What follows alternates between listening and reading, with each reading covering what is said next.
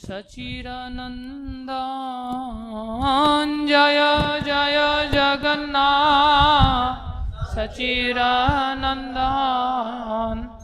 त्रिभुवने करे जार चरण बंदान त्रिभुवने करे जार चरण बंदान नीलाचले शंख चक्र गदा पद्मधार नीलाचले शंख चक्र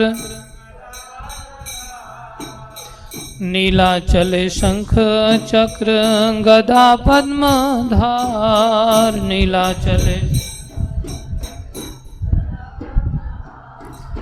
नदिया नगरे दंड कमंडलकार नदिया नगरे दंड नदिया नगरे दंड कमंडलकार नदिया नगरे दंड कमंडलकार जय जय जगन्नाथ सचिरानंदान जय जय जगन्नाथ त्रिभुवने करे जार चरण बंदान त्रिभुवने के हम बोले पूरबे रावण बधिला के हम बोले के हो बोले पूरबे रावण बधिला के हो रावण बधिन गोलोकेर वैभव लीला प्रकाश करीला गोलोकेर वैभव लीला गोलोकेर वैभव लीला प्रकाश करीला गोलोकेर वैभव लीला श्री राधार भावे वे गोरावतार श्री राधार भावे वे श्री राधार भावे वे गोरावतार श्री राधार भावे वे गोरावतार हरे कृष्ण नाम गौरा करिला प्रचार हरे कृष्ण नाम करिला प्रचार वासुदेव घोष बोले करी जोड़ा हाथ वासुदेव घोष बोले वासुदेव घोष बोले करी जोड़ा हाथ वासुदेव जय गौर से कृष्ण से जगन्नाथ जय गौर से कृष्ण से जय गौर से कृष्ण से जगन्नाथ जय गौर जय जय जगन्नाथ सचिरानंदान जय जय जय जय जगन्नाथ सचिरानंदान जय जय जगन्नाथ त्रिभुवन करे जार चरण बंदान त्रिभुवन करे जार चरण त्रिभुवन करे जार चरण बंदान त्रिभुवन करे जार जय सचिनंदन सचिनंदन सचिनंदन जय सचिनंदन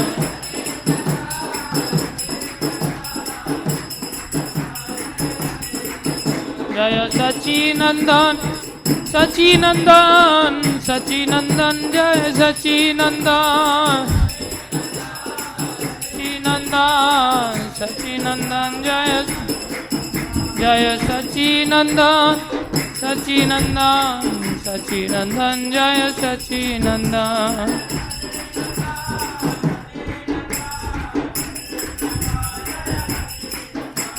प्रभुपाद प्रभुपाद प्रभुपाद प्रभुपाद प्रभुपाद प्रभुपाद जय जय गुरुदेव गुरुदेव गुरुदेव गुरुदेव जय जय देव गुरुदेव गुरुदेव। बोलो सच्चिदानंद भगवान की जय, बोलो वासुदेव घोष जी महाराज की जय, शिल प्रभुपाद की जय, श्री गुरु महाराज की जय, अनंत कोटि वैष्णव वृंद की जय। ओम अज्ञानतिमिरन्धस्य ज्ञानाञ्जनशलाकया चक्षुरुन्मीलितं येन तस्मै श्रीगुरवे नमः। श्रीचैतन्यमनोभीष्टं स्थापितं येन भूतले स्वयं रूपकदा मह्यं ददाति स्वपदान्तिकम्। वन्देऽहं श्रीगुरु श्रीयुतापदकमलं श्रीगुरुन् वैष्णवांश श्रीरूपं सागरजातं सहगना रघुनाथान्वितं तं सजीवं सान्द्वैतं सावधूतं परिजनसहितं कृष्णचैतन्यदेवं श्रीराधाकृष्णपदान् सहगणललिता श्रीविशाखान्वितांश्च। हे कृष्ण करुणा सिन्धो दीनबन्धो जगत्पते गोपेश गोपीकान्त श्रीराधाकान्त नमस्तुते।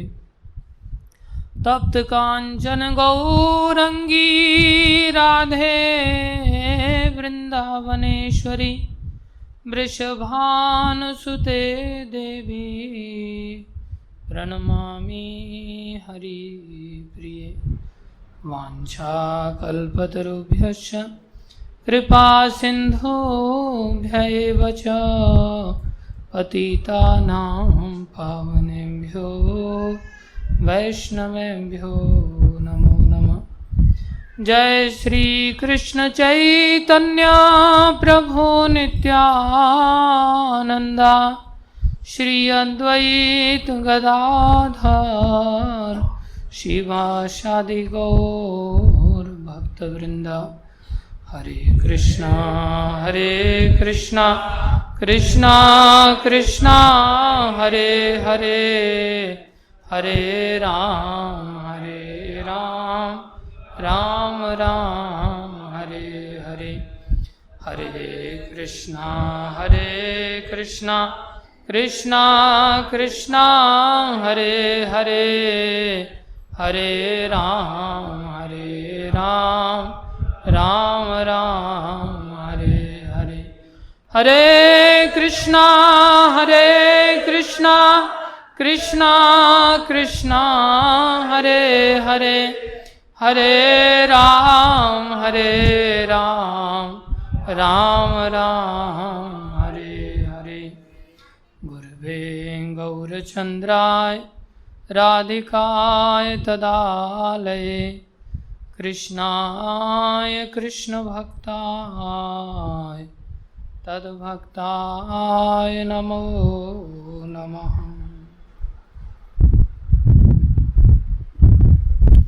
हरे कृष्णा। आप सभी भक्तों का, माताओं का हार्दिक अभिनंदन है, स्वागत है। गुरु वैष्णवों की दया से जो कुछ भी कहें कृपा करके ध्यान से सुनिए।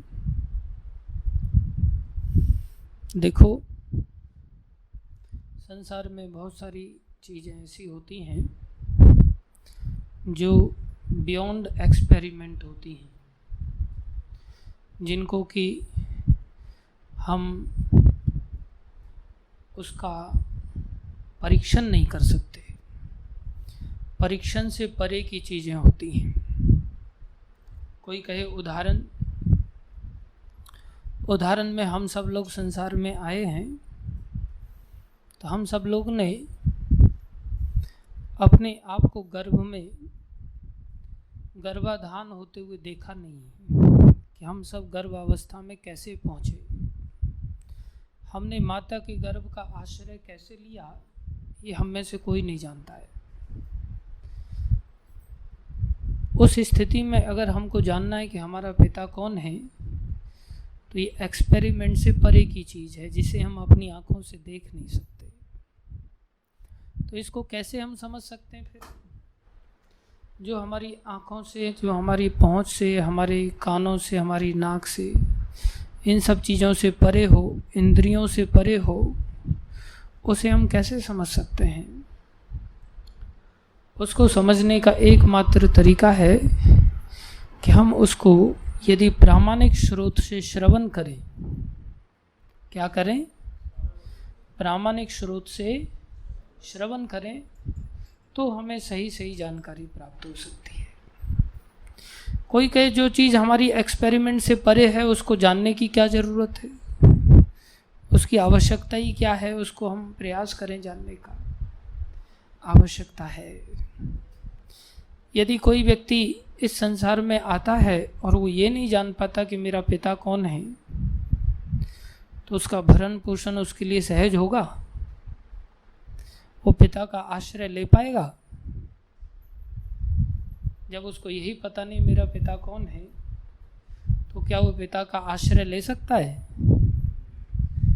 नहीं ले सकता, वो भटकता रहेगा। और अगर उसे ये पता चल जाता है कि मेरा पिता कौन है, तो पिता का आश्रय ले सकता है कि नहीं? ले सकता है, अधिकार के साथ ले सकता है। और जब वो माता पिता का आश्रय लेगा तो उसको रोटी पानी की चिंता होगी, उसको कपड़े की चिंता होगी। वो जब बस से जाएगा तो उसमें बस में टिकट कौन निकालेगा, उसको टेंशन होगा? नहीं। उसको कोई टेंशन लेने की ज़रूरत नहीं। उसकी सारी चिंताएं कौन करते हैं? माता पिता करते हैं। ठीक इसी तरह हमें अपने आप को जब ये पता चलता है कि हम ये शरीर नहीं है, सबसे पहली शिक्षा शास्त्र ये देता है कि हम ये शरीर नहीं है, हम आत्मा हैं। तो आत्मा का स्रोत कौन है? आत्मा का स्रोत कौन है? आत्मा का पिता कौन है? ये हमारे एक्सपेरिमेंट से परे की चीज़ है। इसको अगर हमें पता करना है हमारे असली पिता के बारे में, तो हमें शास्त्रों से पता करना पड़ेगा। कैसे पता करना पड़ेगा? शास्त्रों से पता करना पड़ेगा। तो जो शास्त्र हमें जो कुछ बता रहे हैं, उसको अगर कोई हमें समझा देता है, बहुत सारी चीज़ें हम संसार में किताबों से सीखते हैं, प्रामाणिक किताबों से सीखते हैं, लेकिन क्या किताब ही पर्याप्त होती है सिखाने के लिए? हम लोगों ने जो अल्फ़ाबेट्स हैं ABCD या A I क ख ग, क्या इसके बारे में किताबें मार्केट में उपलब्ध नहीं है? क्या हम उन किताबों को किसी बच्चे के हाथ में थमा दिया जाए, क्या वो सीख जाएगा? क्या किताबों के बिना सीख पाएगा? कठिन है। किताब से सीखना संभव है, लेकिन बिना किसी के सिखाए संभव नहीं। किताब भी चाहिए और उस किताब से समझाने वाला भी चाहिए। ऐसे ही भगवान के बारे में, अर्थात उस आत्मा के स्रोत के बारे में, जो कि हम आत्मा हैं, हमारे स्रोत के बारे में अगर हमें जानकारी चाहिए तो कैसे पता चलेगा? किसी परीक्षण से पता चलेगा? एक्सपेरिमेंट कर सकते हैं क्या? नहीं। बियॉन्ड एक्सपेरिमेंट कोई चीज़ है तो उसको कैसे समझाया जा सकता है? शास्त्र से। कैसे समझाया जा सकता है? शास्त्र से। शास्त्र के रूप में हमारे पास गीता, भागवत, वेद, उपनिषद, पुराण आदि बहुत सारी चीज़ें हैं। क्या उनको हम खुद से पढ़ कर के सीख सकते हैं, समझ सकते हैं? खुद से पढ़ के किताबों से क ख ग सीख गए थे क्या? नहीं। क्या किया था? किसी के द्वारा सीखना पड़ा था। ऐसे ही शास्त्रों को भी हमें क्या करना पड़ेगा? किसी से सीखना पड़ेगा। जब हम किसी से सीखेंगे तो ही वास्तव में हमें शास्त्र का सार समझ में आएगा। जब तक हम किसी से नहीं सीखेंगे हमें समझ में नहीं आएगा। जब समझ में ही नहीं आएगा तो हम आश्रय कैसे ले पाएंगे? इसलिए आश्रय लेने के लिए समझना बहुत आवश्यक है। जितना हम अधिक गुरु वैष्णवों के द्वारा समझेंगे उतना ही अधिक सशक्त हमारा आश्रय होगा। आप सब लोगों ने ट्रेन पकड़ा है? ट्रेन पकड़ा है रात के समय में? जब रात को ट्रेन आती है तो कैसी दिखती है? रात को ट्रेन को आते हुए देखा है रेलवे स्टेशन पर? जब आती है तो कैसी दिखती है? लाइट दिखती है, उसमें और कुछ भी नहीं दिखता, केवल ट्रेन की लाइट दिखती है और हमको लगता हाँ देखो ट्रेन आ गई। फिर थोड़ी और नज़दीक आता है तब क्या दिखता है? इंजन दिखता है ट्रेन का, एक प्रकार से पूरा स्ट्रक्चर दिखता है, एक एक बॉगी हम देख सकते हैं। और जब ट्रेन आकर के रुक जाती है तब क्या दिखता है? बॉगी को ही देखते रहते हैं क्या? फिर क्या करते हैं? उसके अंदर अपनी सीट दिखाई देती है, हमारी ये सीट है, हमें यहाँ बैठना है, यहाँ तकिया लगाना है, यहाँ सोना है आराम से, 4 लोग हमारे साथ में हैं, उनके साथ गप्पे मारना है। तो ये क्या है? ट्रेन की अनुभूति। ये क्या है? ट्रेन की अनुभूति। जब लाइट के रूप में आ रही थी तब क्या कह रहे थे? कौन आ गया? ट्रेन आ गई। और जब लाइट आगे चली गई तब हम आगे गए थे या बॉगी के पास रुके? लाइट आगे चली गई, हमने लाइट को छोड़ दिया, कहने अरे अरे बॉगी आ गई, ये रही ट्रेन। ऐसा नहीं कि लाइट के साथ भागते फिरे। और जो हमारी बॉगी थी हमने उसका परीक्षण करके उसमें प्रवेश किया या किसी भी बॉगी में चढ़ गए?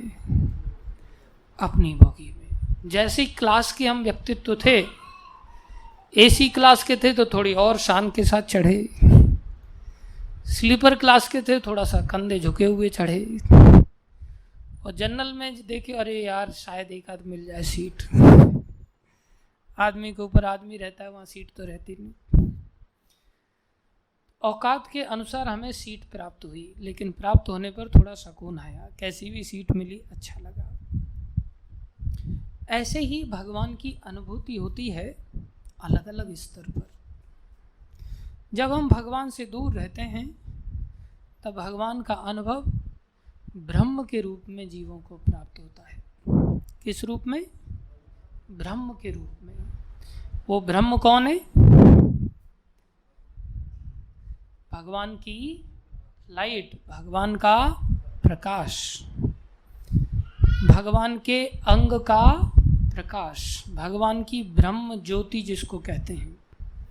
जब हम दूर रहते हैं, अंधेरे में पड़े रहते हैं, तब अंधेरी रात में कहीं दूर से हमें दिखाई देता है प्रकाश, तो वो क्या है? भगवान का प्रकाश। अर्थात वो भी क्या है? वो लाइट भी क्या है? भगवान। जैसे वो लाइट क्या थी? ट्रेन। बॉगी क्या थी? ट्रेन। सीट क्या थी? ट्रेन। ऐसे ही जो लाइट आ रही है ब्रह्म ज्योति के रूप में, वो क्या है? भगवान। और भगवान के और नजदीक आ जाने पर भगवान का स्वरूप दिखाई दिया। क्या दिखाई दिया? स्वरूप दिखाई दिया। जब हृदय में भगवान का चतुर्भुज नारायण के रूप में जो स्वरूप दिखाई दिया, वो क्या है? भगवान के अंग का प्रकाश। वो क्या था? भगवान। जैसे लाइट क्या थी? ट्रेन। अब बॉगी शरीर के रूप में दिख रहा है ट्रेन का, तो वो क्या है? ट्रेन। ऐसे ही जब भगवान का चतुर्भुज नारायण के रूप में जो शरीर हृदय में कोई अनुभूति करे, जिसे परमात्मा कहते हैं, वो कौन है? वो भी भगवान। लेकिन फिर श्रेष्ठ ट्रेन कौन सी है, लाइट वाली या बॉगी वाली? बॉगी वाली। ऐसे श्रेष्ठ भगवान का स्वरूप कौन सा है, लाइट वाला, ब्रह्म ज्योति वाला या स्वरूप वाला? स्वरूप वाला। भगवान का जो लाइट है उसका कोई आकार है? ट्रेन की जो लाइट थी उसकी कोई आकार था? फैली हुई है लाइट। लेकिन ट्रेन का आकार है कि नहीं उसके स्वरूप का? उसका आकार है। ऐसे ही जो भगवान की ब्रह्म ज्योति है उसका कोई आकार है? नहीं। वो क्या है? निराकार। लेकिन निराकार भी वो है क्या? भगवान। जो भगवान का चतुर्भुज स्वरूप है वो क्या है, निराकार या साकार? साकार। तो जो साकार स्वरूप है वो भी क्या है, भगवान। तो श्रेष्ठ भगवान कौन से हुए और निकृष्ट भगवान कौन से हुए? भगवान तो भगवान है, लेकिन कंपैरेटिवली वो दो तत्व तो नहीं है, एक ही व्यक्ति की अलग अलग स्तर पर अनुभूतियां हैं। एक ही व्यक्तित्व का अलग अलग स्तर पर क्या है, अनुभूति है। जब कोई दूर से देखता है तो भगवान की अनुभूति कैसे होगी, निराकार स्वरूप में, और जब कोई नजदीक से देखता है तो कैसे होगी, साकार स्वरूप में। तो साकार स्वरूप में कौन से रूप में दिखते हैं भगवान? चतुर्भुज नारायण के स्वरूप में, जिनको क्या कहते हैं, परम आत्मा। क्या कहते हैं? आत्माओं के स्रोत। हमारी जो आत्मा है वो छोटी आत्मा, और भगवान को परम आत्मा मतलब बड़ी आत्मा। हमें अनु आत्मा कहा जाता है और भगवान को विभु आत्मा कहा जाता है। अनु मतलब छोटा, विभु मतलब बड़ा। हम छोटी आत्मा है और परम मतलब श्रेष्ठ। परम मतलब श्रेष्ठ। भगवान कैसी आत्मा हुए? श्रेष्ठ आत्मा। उनका नाम क्या पड़ा फिर? परमात्मा। इतना समझ में आया? लेकिन वो परमात्मा के साथ कोई खेल कूद नहीं सकता, उनके साथ कोई व्यवहार आदान प्रदान के रूप में नहीं कर सकता। जैसे ट्रेन की बोगी के साथ कोई आदान प्रदान कर सकता है? बोगी पर कहीं ऊपर से तकिया लगा सकता है, बैठ सकता है? नहीं। उसके लिए क्या करना पड़ेगा, अंदर जाना पड़ेगा। ऐसे ही भगवत तत्व में कोई और अंदर प्रवेश करता है, भगवत तत्व में कोई और अंदर प्रवेश करता है तो वो भगवान जीवों के साथ संबंध स्थापित करता है, और उनका नाम पड़ता है फिर भगवान। क्या नाम पड़ता है? भगवान। जो वैरायटीज के साथ हैं। भग माने ऐश्वर्य, वान माने रखने वाले। जैसे धनवान, वान माने रखने वाला, किसको? धन को। तो नाम क्या पड़ा? धनवान। ऐसे ही भगवान मतलब जो ऐश्वर्यों को रखता हो। कौन से ऐश्वर्य? 6 ऐश्वर्यों को रखता हो। सबसे सुंदर हो, सबसे ज़्यादा शक्तिशाली हो, सबसे ज़्यादा धनवान हो, सबसे ज़्यादा ज्ञानवान हो, सबसे ज़्यादा वैराग्यवान हो, और सबसे ज़्यादा ज्ञानवान हो। ये 6 ऐश्वर्य जिसके पास होते हैं वो क्या कहलाते हैं? भगवान। ये 6 ऐश्वर्य कहाँ पता चलते हैं? परमात्मा स्वरूप में।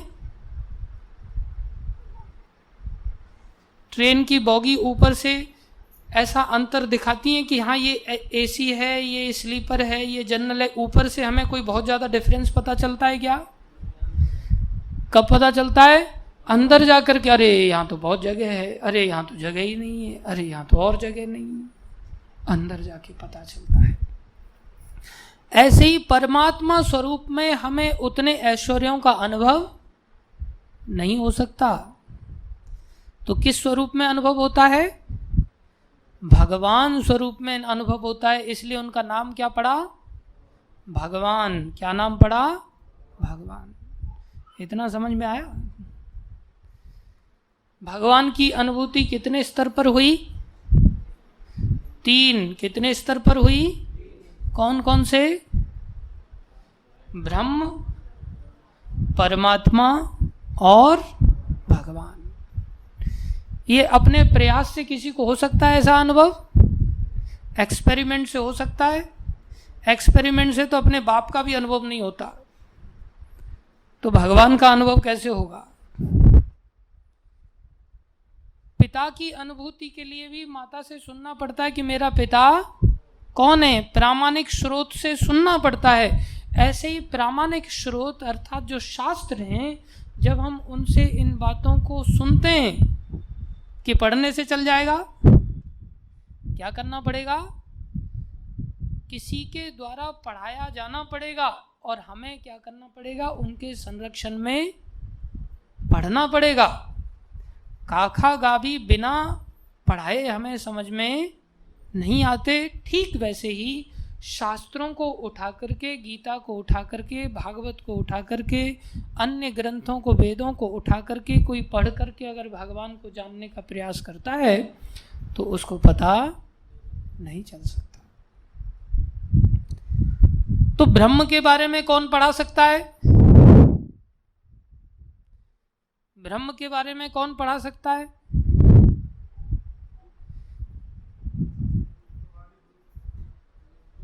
ब्रह्म के बारे में कोई ब्रह्मवादी पढ़ा सकता है, निराकारवादी ब्रह्म के बारे में पढ़ा सकता है, लेकिन साकारवादी ब्रह्म के बारे में पढ़ा सकता है कि नहीं? पढ़ा सकता है, लेकिन निराकारवादी साकारवादी के परमात्मा के बारे में पढ़ा सकता है क्या? नहीं पढ़ा सकता।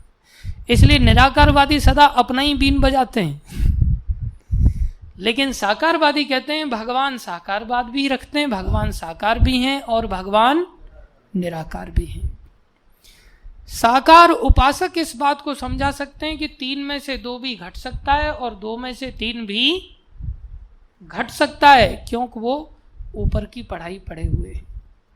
10वीं कक्षा का विद्यार्थी ये दोनों ही बातों को समझा सकता है, लेकिन दूसरी तीसरी कक्षा का विद्यार्थी इसी बात पे अड़ा रहेगा कि 3 में से 2 ही घट सकता है, 2 में से 3 नहीं घट सकता। समझ में आ रहा है या ऊपर से जा रहा है सब कुछ? ऐसे ही निराकारवादी हमेशा ही ऐसा कहते हैं कि भगवान के हाथ नहीं है, भगवान के पैर नहीं है, भगवान की आंखें नहीं है, भगवान का कोई रूप नहीं है, भगवान की नाक नहीं है, भगवान के कान नहीं है, भगवान सुनते नहीं, भगवान बोलते नहीं, भगवान चलते नहीं। अगर उनको कहो भगवान साकार है तो बोले अरे तुमने ये क्या कर दिया, भगवान को तो बांध दिया आपने, सीमित कर दिया। लेकिन सीमित होने पर भी महत्वपूर्ण वही तत्व है। जैसे कोई है आम का वृक्ष श्रेष्ठ है या आम का फल श्रेष्ठ है? फल श्रेष्ठ है। आकार में क्या चीज श्रेष्ठ नजर आ रही है? वृक्ष। वृक्ष बड़ा लग रहा है, लेकिन उस वृक्ष की छाल को खा के देखो मिठास आएगी, उसके पत्ते खा के देखो मिठास आएगी, लेकिन आम खा के देखो कितनी मिठास आएगी। और अगर उसका कोई मैंगो शेक बना दे तब उसको कहते हैं आम का सार। आम को निचोड़ दिया, उसमें से छिलका भी बाहर कर दिया आपने, गुठली भी बाहर कर दी, साथ में थोड़े से बादाम वगैरह और डाल दिए और बढ़िया दूध डाल करके थोड़ा सा ठंडा करके उसको जब आपके सामने रखा जाए, ये क्या है? Mango shake. पीजिए इसको। कोई कहे अरे इसको तो सीमित कर दिया आपने पेड़ को, ये तो बहुत छोटा हो गया, लेकिन छोटे में ही आनंद सारा भरा पड़ा है। जड़ से लेकर के तने तक का सब कुछ, फूल पत्तियों का सारा समावेश किसके अंदर है? उस मैंगो शेक के अंदर है। ठीक वैसे ही निराकारवादी इस बात को नहीं समझा सकता, लेकिन साकारवादी समझा सकता है। निराकारवादी कौन होते हैं? निराकारवादियों को ज्ञानी कहा जाता है। क्या कहा जाता है? ज्ञानी। ज्ञानी क्यों कहलाते हैं वो? क्योंकि वो अपने परिश्रम से ज्ञान का अनुशीलन करते हुए चलते हैं और सोचते हैं एक्सपेरिमेंट करें, ये भगवान है क्या? बोले नहीं, ये भगवान नहीं है। एक्सपेरिमेंट करने के बाद पता चला ये भगवान नहीं। फिर दूसरा चीज उठाया, ये भगवान है क्या? बोले नहीं नहीं, ये भी दुखदायक चीज है। भगवान तो सुख की मूल है, सुख की खान है। फिर एक एक चीज को उठाते हैं, फिर कहते हैं नेति न इति, ये भगवान नहीं है। हमने सोचा था शायद भगवान निकलेंगे, लेकिन ये तो नहीं निकले।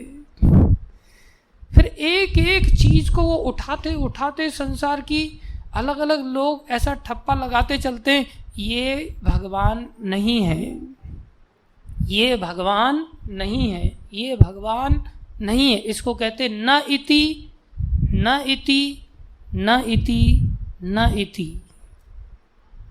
इसको कहते नेति नेति गाया वेदों ने, पार नहीं पाया वेदों ने। नेति मतलब न इति, ये नहीं है। तो जब न इति न इति न इति करते करते करते करते सारे संसार में घूम लिए और अनुशीलन करते गए करते गए करते गए, तब पता चला संसार की कोई भी वस्तु भगवान नहीं है। जो कुछ भी दिखता है, जो कुछ भी पकड़ में आता है, जो कुछ भी सूंघने में आता है, जो कुछ भी कानों से सुनने में आता है, इनमें से कुछ भी भगवान नहीं है। जब हार गए तब क्या निर्णय किया उन्होंने भगवान के बारे में? बोले भगवान कौन है? जिसका कोई आकार नहीं है, जिसके कोई हमारी जैसी टांगे नहीं है, जिसके हमारे जैसे हाथ नहीं है। उससे पहले उसको कड़वा अनुभव नहीं आया था। जब कड़वा अनुभव आया तो छोड़ते चले गए। पहले तो जैसे कोई व्यक्ति सोचता है मोबाइल ही भगवान है, फिर पता चला अरे आंखें खराब हो गई यार, छोड़ो इसको। फिर सोचा रसगुल्ला भगवान है, फिर सोचा रसगुल्ला खा के डायबिटीज हो गई, छोड़ो इसको, ये भगवान नहीं हो सकता। फिर सोचा गाड़ी भगवान है, फिर गाड़ी का एक्सीडेंट हो गया, हाथ पैर और चले गए गांठ के, बोले ये भगवान नहीं, छोड़ो इसको। ऐसे करते करते संसार में हर चीज को उसने तिरस्कृत कर दिया, निकाल दिया लिस्ट में से और कहा ये भी नहीं, ये भी नहीं, ये भी नहीं, ये भी नहीं, कुछ नहीं चाहिए मुझे। तो क्या बोले भगवान ऐसे हैं जिनका कि कोई हाथ नहीं, पैर नहीं, नाक नहीं, कान नहीं, उनकी कोई विशेषता नहीं, अर्थात वो निराकार है। तो ब्रह्म स्वरूप में भगवान को कौन जानता है? ब्रह्म ज्योति के रूप में भगवान को कौन जानता है? ज्ञानी। और जब वो संसार में से भटकते भटकते भटकते भटकते थक जाता है, तब अंदर की ओर थोड़ा अनुशीलन करता है। फिर अंदर के बारे में सोचता है, शास्त्रों से पता करता है, अरे हम इस शरीर के अंदर कैसे काम करते हैं। तब पता चलता है अंदर मन है, बुद्धि है, अहंकार है, इंद्रियां हैं, ये पंच तत्वों से हमारा शरीर बना होता है। फिर वो अंदर की यात्रा जब करता है तो अंदर करते करते करते करते उसको पता चलता है योग का आश्रय लेता है। क्या करता है? योग का आश्रय लेता है, अष्टांग योग पद्धति का आश्रय लेता है। तब उसे पता चलता है कि सारा श्रेय हृदय से सारा शरीर चलायमान है और उस हृदय में कौन वास करते हैं? भगवान, परमात्मा स्वरूप से। तो परमात्मा को कौन जान पाता है? योगी। परमात्मा को कौन जान पाता है? योगी, जो अंदर आंखें बंद करके बिल्कुल ध्यान अंदर ही केंद्रित कर देता है और फिर भगवान के चतुर्भुज नारायण स्वरूप का दर्शन करता है। अद्वितीय दर्शन होते हैं और उनमें से उनके दर्शनों की छवि अगर हट जाए तो उसके प्राण निकल जाए, इतना आकर्षण है। लेकिन आदान प्रदान कुछ नहीं, बस देखते रहो। फिर कोई व्यक्ति और आगे बढ़ता है और नजदीक आता है, तब वो क्या बन जाता है? भगवान और भगवान के वैष्णवों की दया से कभी वो भक्त बन जाता है। तो फिर वो किस रूप में अनुभूति करता है? भगवान रूप में अनुभूति करता है। किस रूप में? भगवान रूप में, जिसमें कि क्या देखता है वो भगवान के अंदर? 6 ऐश्वर्यों को देखता है। कौन कौन से ऐश्वर्य? अनंत धन, अनंत शक्ति, अनंत सौंदर्य, अनंत ज्ञान, अनंत वैराग्य और अनंत यश, अनंत कीर्ति। उसकी अनुभूति वो साक्षात रूप से उनके साथ आदान प्रदान करते हुए करता है। वो कौन होता है? अनुभूति करने वाला कौन होता है? भक्त होता है। गीता में भगवान ने कहा कि मैं केवल भक्ति से ही जाना जा सकता हूं जैसा मैं हूं। भक्त्या माम अभिजानाति यावन यश्चास्मि तत्वतः। जैसा मैं हूं, जो अत्यधिक आनंद का अनुभूति मैं स्वयं करता हूं, इन 6 ऐश्वर्यों के कारण वो अनुभूति केवल किससे प्राप्त हो सकती है? सामने वाले को केवल भक्ति से प्राप्त हो सकती है, मेरे साथ आदान प्रदान करने से हो सकती है। अगर कोई भगवान की निराकार उपासना नहीं करता, साकार उपासना भी नहीं करता, परमात्मा बन के भगवान जो आदान प्रदान करने, अर्थात वो योगी नहीं बनता, भक्त बन करके भगवत अनुभूति नहीं कर पाता, तो फिर वो क्या कर रहा है संसार में? क्या कर रहा है? अगर कोई निराकार उपासक भी नहीं है, अर्थात ज्ञानी भी नहीं है, योगी भी नहीं है और भक्त भी नहीं है, तो क्या है वो? भौतिकतावादी, घोर संसारी। कौन है वो? भौतिक संसार को ही उसने सर्वस्व मान लिया है और उसी में उसने अपने जीवन को अटका रखा है। वो एक पशु सदृश है जो कि जीवन में संसार की वस्तुओं से ही अपने आप को संतुष्ट करना चाहता है। जबकि संसार क्या है? संसार को बनाने वाले भगवान ने बनाया। कहा माम उपेत्य पुनर्जन्म दुखालयम अशाश्वतम। बोले संसार की जो बनावट है, जिन जिन चीज़ों को लेके संसार को बनाया गया है, बनाने के बाद इस संसार पे एक लेबल लगा दिया, एक नाम लिख दिया। क्या नाम लिखा? दुख आलय। अर्थात संसार से आपको क्या मिलेगा? दुख। क्या मिलेगा? केवल दुख। अर्थात हम कैसे खड़े हैं फिर? अपने घर से दूर रेलवे स्टेशन पे चुपचाप खड़े हैं और ट्रेन कैंसिल हो गई। खाली ट्रेन की लाइट भी दिख जाती है तो कैसा लगता है? कितना अच्छा लगता है। और ट्रेन हमारी निकल के आ जाती है तब, वो तो नंबर देखने से पता चलता है ना, अरे ये तो हमारी ही ट्रेन है। और उसमें हमारी सीट पे कोई और ना बैठा हो कब्जा करके, तब कैसी अनुभूति होती? शांति से बैठने के बाद जाने की बड़ी संतुष्टि होती। अब हम कहाँ जा रहे हैं? अपने घर जा रहे हैं। कहाँ जा रहे हैं? ट्रेन पकड़ने के बाद अपने घर जा रहे हैं। कितनी खुशी होगी। लेकिन कोई व्यक्ति ने संसार में मनुष्य शरीर धारण करने के पश्चात भी अगर उसने न तो भगवान के निराकार स्वरूप के बारे में कभी जाना, लाइट ही नहीं देखी कभी अर्थात कभी ऐसा उसको ज्ञान ही नहीं हो रहा है कि संसार की वस्तु दुख देने वाली है, उसको तो ऐसा भ्रम हो रहा है कि संसार की एक एक वस्तु में उसे क्या नजर आ रहा है? सुख नजर आ रहा है। तभी तो संसार की वस्तुओं को इकट्ठा करने में लगा हुआ है। वो चाहता है संसार में ही मेरा प्रमोशन हो जाए, मुझे नौकरी मिल जाए, मुझे खेती मिल जाए, मुझे यहाँ ज़मीन मिल जाए, मुझे वहाँ ज़मीन मिल जाए, मुझे यहाँ गाड़ी मिल जाए, वहाँ घोड़ा मिल जाए, पत्नी मिल जाए, पति मिल जाए, बच्चे मिल जाए। ये सब चीज़ों को लेकर के संसार में जो व्यक्ति पूरी तरह से रमण कर रहा है, जो प्राय संसार में हम कलयुग के जीव हैं, क्या करते हुए देखे जाते हैं? किसी व्यक्ति को ये चिंता है कि मेरा असली घर कहाँ है? मैं शरीर नहीं, मैं आत्मा हूँ। मेरा स्रोत कौन है? मेरे पिता कौन है? किसी को चिंता है? इसलिए हम कलयुग के जीवों को किसी को कोई भी चिंता नहीं। और परिणाम क्या होगा फिर? परिणाम क्या होगा? हम ट्रेन पकड़ पाएंगे?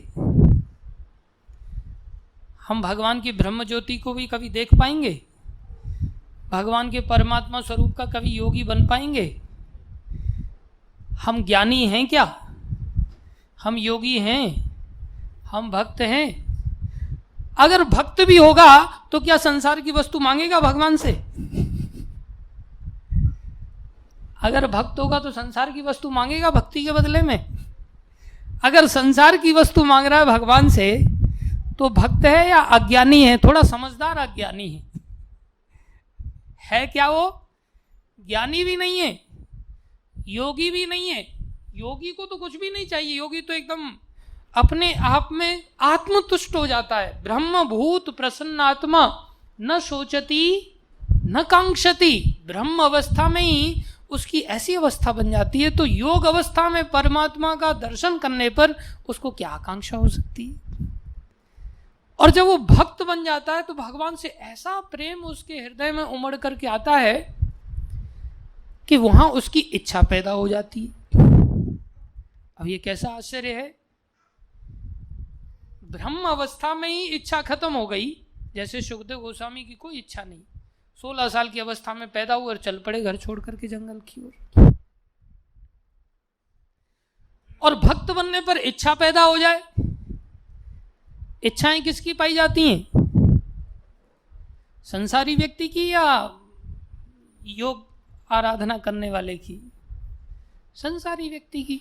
और भक्त बनने पर शास्त्र कह रहा है फिर से इच्छा पैदा हो जाती है हृदय में। तो फिर भक्त योग से श्रेष्ठ है क्या? अब कोई नहीं बोलेगा, चुप बैठ गए सब। कठिन प्रश्न किया मैंने।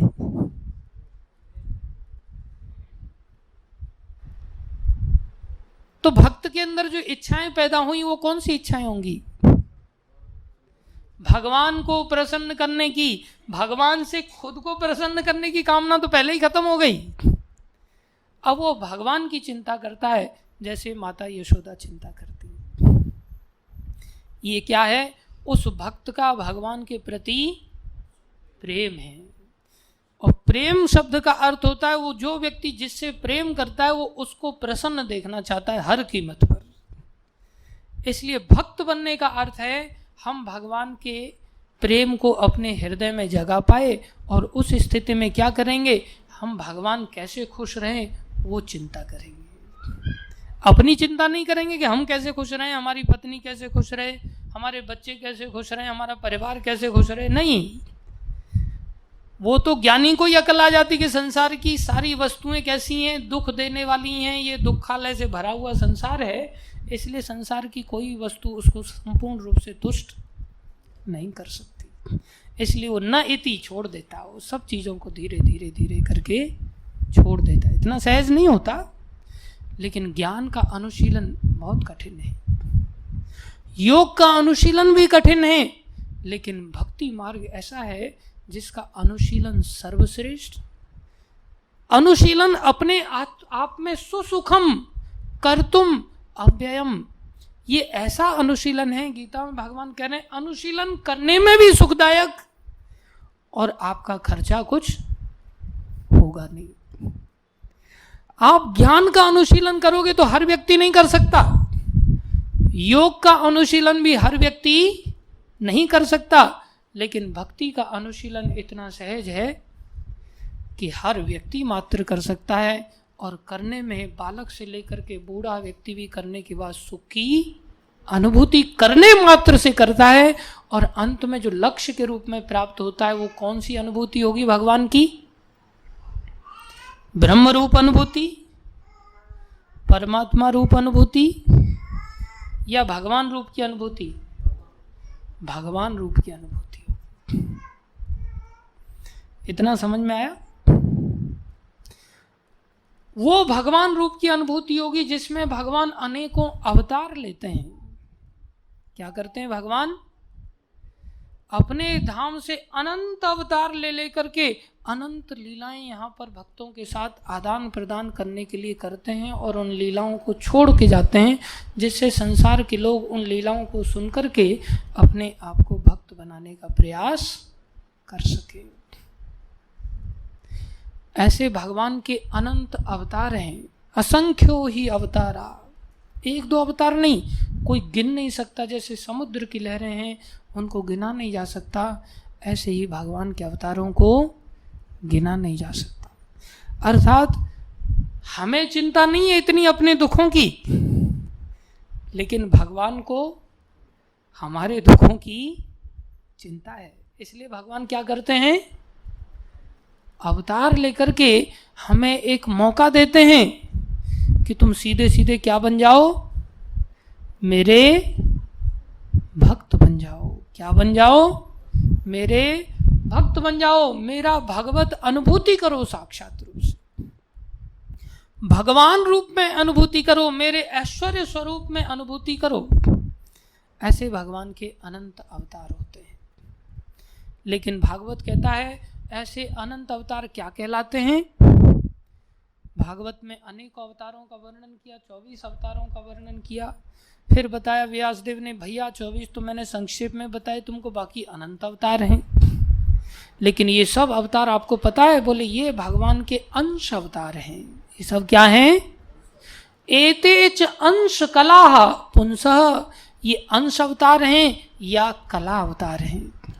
अंश किसको कहते हैं? जैसे मान लो अपना मैंने विस्तार कर दिया, तो मूल रूप में मैं अलग हूं, मैंने अपना विस्तार कर दिया, एक्सपांशन कर दिया, तो क्या होगा? मेरा अंश। जैसे पिता की औलाद क्या होती है? अंश। तकरीबन सकल सूरत पिता पर जाता है या माँ पर जाता है, तो वैसा ही दिखता है वो, लेकिन है क्या वो? अंश। तो भगवान ने कहा ये मेरे अवतार नहीं थे। अभी तक जो मैंने वर्णन किए, सुखदेव गोस्वामी कह रहे हैं, ये सब क्या थे? अंश अवतार, या बोले कला अवतार। कला किसको कहते हैं? जो अंशों के भी विस्तार होते हैं, जो अंश के भी अंश हैं, उनको क्या कहते हैं? कला अवतार। तो बोले इतने सारे जो अवतारों का वर्णन किया, ये सब तो एतेच अंश कला पुंस, ये सब अंश और कला के अवतार थे। लेकिन कृष्ण तो स्वयं अवतारी हैं। कृष्णस्तु भगवान स्वयं। इस बात को संसार के लोग प्रायः जानते नहीं। क्यों नहीं जानते? क्योंकि उन्होंने शास्त्र से इस बात को सीखा नहीं। कई बार हम लोग शास्त्र को स्वयं पढ़ भी लेते हैं तो भी ये बात समझ में नहीं आती। कितने सारे लोग भागवत का पाठ करते हैं, लेकिन उनको पूछो कृष्ण कौन है, राम कौन है, नरसिंह कौन है, वराह कौन है? बोले ये सब भगवान विष्णु के अवतार हैं। क्या कहते हैं लोग? ये सब भगवान विष्णु के अवतार हैं, जबकि विष्णु ही अंश के अंश हैं। विष्णु ही अंश के भी अंश हैं। अर्थात पढ़ने के बाद भी, शास्त्र को पढ़ने के बाद भी उनको समझ में नहीं आया। लेकिन जब प्रभुपाद जी जैसे संत लोग जब समझाते हैं, तब पता चलता है कि श्लोक कह रहा है कृष्णस्तु भगवान स्वयं। कृष्ण अवतार नहीं है भाई, कृष्ण क्या है? अवतारी हैं, जिनसे सब अवतार आते हैं, अर्थात जो समस्त अवतारों के मूल हैं, वो कृष्ण। अर्थात अगर कोई कृष्ण भक्त बन गया तो उसका अनुभव कितना श्रेष्ठ होगा। संसार में ही अगर कोई सीएम बन जाता है तो अपने आप को कितना श्रेष्ठ मानता है, जबकि दुखों का घर है संसार। पीएम बन जाए तो और श्रेष्ठ मानता है। ऐसे ही कभी निराकार उपासक ब्रह्म का अनुभूति करने वाला बन जाए तो कितना श्रेष्ठ होगा। वहां से उसका दुखों का अंत हो गया, सुख की शुरुआत हो गई। संसार में जो पोस्ट पोजीशन मिला, वहां क्यों सुख नजर आता है? फिर वहां क्यों सुख नजर आता है? वहां नीचे के स्तर से देखो तो सुख नजर आता है, वास्तव में वो अपने स्तर पर सुखी नहीं है। नीचे से तुलना करता है, बाकी लोग तो मंत्री हैं, मैं चीफ मिनिस्टर हूं, तब उसको सुख नजर आएगा, लेकिन पीएम के सामने खड़े होते ही उसको दुख नजर आएगा। ये अपने लेवल पे ही वो देखता है, तो भी अपने लेवल पर कोई भी व्यक्ति संतुष्ट नहीं है। ये संसार में मूलतः तो कोई संतुष्ट है ही नहीं।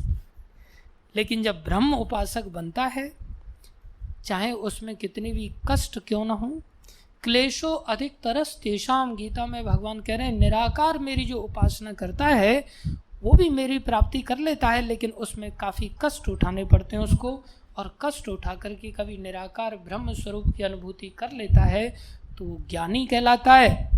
और उससे श्रेष्ठ अगर कोई योग मार्ग को अपना लेता है, अंतर्मुख होना चालू कर देता है और आत्म अनुभूति के पश्चात जब वो परमात्मा का अनुभूति करता है तो योगी कहलाता है। और जब वो और अनुभूति करके मेरे षड ऐश्वर्य को समझ पाता है, भक्तों की दया से, शास्त्रों की दया से, शास्त्र और भक्त के मेल से जब वो कभी समझ पाता है तो क्या बनता है? भक्त बनता है। तब उसकी सुख की तुलना क्या होगी? और उस भक्त में भी जो आगे बढ़ते बढ़ते बढ़ते बढ़ते अनेकों अवतारों के जो स्रोत हैं, कौन? श्री कृष्ण। जब उनका भक्त बनता है तब बोले उससे श्रेष्ठ कुछ भी अनुभूति नहीं। इसलिए कृष्ण भक्त कोई बन जाए तो उसके लिए संसार का ब्रह्मा बनना, संसार में इंद्र बनना, संसार में मंत्री बनना, चीफ मिनिस्टर बनना, प्रधानमंत्री बनना, ये सब बहुत तुच्छ चीजें हैं, ये सब कीड़े मकोड़े जैसी स्थितियां हैं। इसलिए ये मनुष्य शरीर जब हमें कोई समझा देता है इस शरीर में कि वो कृष्ण क्या है, वो कृष्ण क्या है? भगवान की अनुभूति की पराकाष्ठा है। जब वो भगवान यहां आकर के कृष्ण अवतार लेते हैं, जब वो भगवान स्वयं अवतार, मतलब वो अवतार नहीं है, वो अवतारी हैं। जब अवतारी अवतार लेता है, अर्थात स्वयं श्री कृष्ण जब आते हैं तो आकर के सर्वोत्तम लीलाओं का रसास्वादन करते हैं। ऐसी कोई रस का आस्वादन नहीं है जो भगवान श्री कृष्ण नहीं करते। पांचों रसों का आस्वादन करते हैं, शांत रस का भी, दास्य रस का भी, साख्य रस का भी, वात्सल्य रस का भी, माधुर्य रस का भी, जो भगवान विष्णु भी नहीं करते। भगवान विष्णु का सखा बन के कोई उनके कंधे पर नहीं चढ़ सकता। और परमात्मा रूप में तो ना परमात्मा की इच्छा होती है, ना भक्त की, उनके सेवकों की इच्छा होती है। सिर्फ एक दूसरे को देखते रहते, बस शांत रस की अनुभूति वहां पर हो सकती है। और विष्णु जैसे अनंत अवतार जो हैं भगवान के, उन अवतारों के साथ दास्य रस का अनुभव हो सकता है। कोई भगवान को स्वामी मान के, प्रभु मान कर उनकी दास्ता कर सकता है, लेकिन वहां भगवान का सखा नहीं बन सकता। वैकुंठ में कोई सखा बन करके भगवान के साथ गाय चराने नहीं जा सकता। लेकिन भगवान श्री कृष्ण ऐसे स्रोत हैं, आनंद के समस्त भंडारों के भंडार हैं कि वो सारे रसों का आदान प्रदान करते हैं। अर्थात ट्रेन की वो फर्स्ट क्लास एसी क्लास है। वो ट्रेन की कौन सी क्लास है? फर्स्ट क्लास एसी क्लास है। अगर उसमें जाकर के अपना स्पेशल कंपार्टमेंट में आप जो चाहो, जैसे चाहो, आनंद करते हुए यात्रा कर सकते हो। जब वो भगवान श्री कृष्ण यहाँ आए तो उन्होंने इतना आनंद उठाया कि उनको क्या कहा गया? लीला पुरुषोत्तम भगवान श्री कृष्ण। उन्होंने केवल बिंदास लीलाएं की बस, और सब लीलाएं उनकी पूजनीय हुई। फिर उसमें उन्होंने चोरी किया या हरण किया या रण छोड़ करके भाग गए, रण छोड़ रहा है कहलाए। हर लीला में चाहे एक नहीं, दो नहीं, सैकड़ों हजारों रानियों के साथ विवाह किया, कुछ भी किया, वो सब क्या कहलाई? लीला कहलाई। किसके लिए भगवान ने ऐसा किया? केवल भगवान ने दयावश अपने भक्तों को आनंदित करने के लिए किया। जब भगवान यहाँ आकर के ऐसी लीलाएं किया तो क्या नाम पड़ा? लीला पुरुषोत्तम। लीलाएं तो सब अवतार करते हैं, नरसिंह अवतार में भी लीला किया, लेकिन हिरण्यकश्यप का पेट फाड़ करके गले में डाल कर बोले चलो अब काम खत्म हो गया। वराह अवतार किया, नीचे से धरती निकाल दिया, स्टेब्लिश कर दिया, बोले चलो अब। नहीं, कृष्ण अवतार में तो भगवान ने अनंत लीलाएं किया। राम अवतार में भी लीला किया, लेकिन मर्यादाओं के अंतर्गत रह करके, इसलिए उनका नाम क्या पड़ा? मर्यादा पुरुषोत्तम। लेकिन भगवान श्री कृष्ण बोले क्या करेंगे? ये लीला पुरुषोत्तम, अनंत लीलाएं करेंगे, मनोहारी लीलाएं करेंगे, मधुर मधुर लीलाएं करेंगे। और जब भगवान ने इतनी सुंदर सुंदर लीलाएं की, यहाँ पर लीला करने के बाद जब वापस गोलोक अपने धाम में पहुंचे, मूल धाम, वैकुंठों से भी ऊपर जो भगवान का गोलोक वृंदावन धाम है, जब वहाँ पहुंचे, वहाँ जाकर के भगवान सोचने लगे, जैसे हम कई बार यात्रा करके कहीं से आते हैं तो विचार करते हैं ना, क्या क्या सीन अच्छे थे, कहाँ कहाँ घूमे, क्या आनंद आया, किसके साथ मिले। ऐसे ही जब भगवान वापस गए तो भगवान ने विचार किया, यार बहुत आनंद आया, एक एक बालपन से लेकर के भगवान की किशोर लीला, भोगंड लीला, सारी लीलाओं को देख करके भगवान ने विचार किया, इतना आनंद आया। तो भगवान सोचने लगे ये आनंद तो संसार के लोगों को देना चाहिए। इतने आनंद में उदारता उनके अंदर भरती चली गई, कृपा इतनी बढ़ती चली गई, बोले ये सबको देना चाहिए। और वो कृष्ण हर युग में नहीं आते, 4 युग होते हैं, सतयुग, त्रेता, द्वापर और कलयुग। ऐसे 1000 बार साइकिल बीतता है। कितने बार? 1000 बार। उसमें से किसी एक विशेष द्वापर युग में केवल कृष्ण अवतार होता है, जो मूल कृष्ण है, और वो ऐसी ब्रज की लीलाएं करते हैं। ये जो द्वापर युग गया, ये वही द्वापर युग था जिसमें मूल कृष्ण भगवान अवतार लेते हैं। और जब वापस जाते हैं भगवान तो सोचते इतना आनंद आया कि इस आनंद की कोई सीमा ही नहीं थी। भक्तों के साथ आदान प्रदान करने में जो आनंद आया, उन्होंने सोचा अब ये शिव जी को भी दुर्लभ था, ब्रह्मा को भी दुर्लभ था, कभी इन लोगों को मिलता ही नहीं था। राधा रानी के अग्रभाग का, पैर का जो नाखून का जो प्रकाश है, वही नहीं मिलता इन लोगों को। माता पार्वती को शिव जी कहते आपको पता है, तुम अग्रभाग के प्रकाश का थोड़ा सा उनके वरदान से ही तुम्हारे पास जो रिद्धियां सिद्धियां सब उनकी ताकत से हैं। तुम सबका पालन पोषण उनकी नाखून के एक प्रकाश से हो रहा है। ऐसा शिवजी वर्णन करते हैं। तो बोले वो राधा रानी के साथ जो व्यवहार हुआ, जो आदान प्रदान हुआ, जो ग्वाल वालों के साथ, गायों के साथ, मैया यशोदा के साथ, दास्य रस का, शांत रस का, साख्य रस का, वात्सल्य रस का, वो सारे रसों की लीलाएं कहेंगे तो बहुत टाइम चला जाएगा। बोले वो जो आनंद आया, उस आनंद को संसार के लोगों को देना चाहिए। अब वो स्वामी हैं, वो चाहें तो रोक के भी रख सकते हैं, चाहें तो दे सकते हैं खुला, उनके पास कोई कमी थोड़ी है, वो पूर्ण है। ऐसा भी नहीं देने से घाटा हो जाएगा, कम हो जाएगा, नहीं। ओम पूर्णमदः पूर्णमदं पूर्णात् पूर्णमुदच्यते पूर्णस्य पूर्णमादाय पूर्णमेवावशिष्यते। उनको पूर्ण में से पूर्ण भी बांट देंगे ना वो, तो भी उनके पास पूर्ण ही बचा रहता है। इसलिए भगवान श्री कृष्ण ने सोचा कि ये देना चाहिए। तो देने को लेकर के उन्होंने एक नया अवतार लिया, कलयुग के अंदर अवतार लिया। इसी कलयुग के अंदर जिसमें हम लोग पैदा हुए, हम कलयुग के जीवों के लिए उन्होंने एक विशेष अवतार लिया। ये छन्न अवतार भी कहलाता है, क्योंकि भगवान त्रियुगी कहलाते हैं, जो 3 युगों में अवतार लेते हैं। वैसे भगवान हर युग में अवतार लेते हैं, लेकिन कलयुग के अंदर भगवान का अवतार छुपा हुआ होता है। कैसा होता है? छुपा हुआ होता है। इसलिए शास्त्र इस अवतार के बारे में जानता था, बाकी भगवान ने शास्त्र के अंतर्गत आते हुए भी छुप करके अवतार लिया। और कैसे अवतार लिया? भगवान बन के नहीं लिया। कैसे अवतार लिया? अपना खुद का भक्त बन के अवतार लिया। क्यों भक्त बन के अवतार लिया? बोले भगवान बन के तो मैंने कईयों को आदेश दिया, लेकिन लोगों ने उस आदेश को तोड़ मरोड़ करके अपने प्रस्तुत कर लिया। जो अच्छा लगा वो ले लिया, जो नहीं अच्छा लगा वो छोड़ दिया।